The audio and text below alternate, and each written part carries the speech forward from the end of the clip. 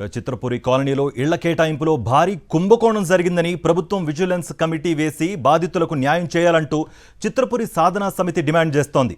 సొసైటీలో అక్రమాలతో సినీ కార్మికులు రోడ్డున పడ్డారని ఆవేదన వ్యక్తం చేశారు. ఒక్కో ప్లాట్ను 3-4కి కేటాయించడంతో భారీగా డబ్బులు చేతులు మారిందన్నారు. అవకతవకలకు తావు లేకుండా విచారణ జరిపి నిందితులను కఠినంగా శిక్షించాలంటూ డిమాండ్ చేశారు.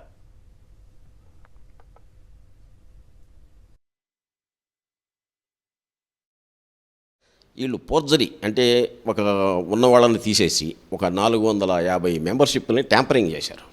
అంటే రమేష్ బాబు అని ఉంటే రాంబాబు అని పెట్టడం, పుష్పలత అని ఉంటే సేమ్ లత అని ఆమెకి ఇవ్వటం, ఇట్లా రకరకాల పేర్లు అనమాట. అంటే దాదాపు దగ్గరగా ఉండేటట్టు ట్రై చేశారు.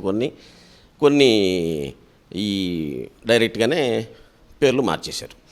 ఇవన్నీ కూడా ప్రత్యేకంగా కొమర వెంకటేష్ ప్రెసిడెంట్గా ఉన్నప్పుడు ఈ అనిల్ కుమార్ అనే వ్యక్తి మొత్తం కంప్యూటర్ అన్నీ కూడా అతని కంట్రోల్లో ఉండేవి. కొల్లవనేని అనిల్ కుమార్ కంట్రోల్.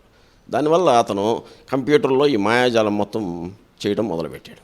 దీన్ని కమిటీ వాళ్ళకి తెలియకుండా జరిగిందా అంటే కొంతమంది తెలియదు, కొంతమందికి 80% అందరికీ తెలుసు.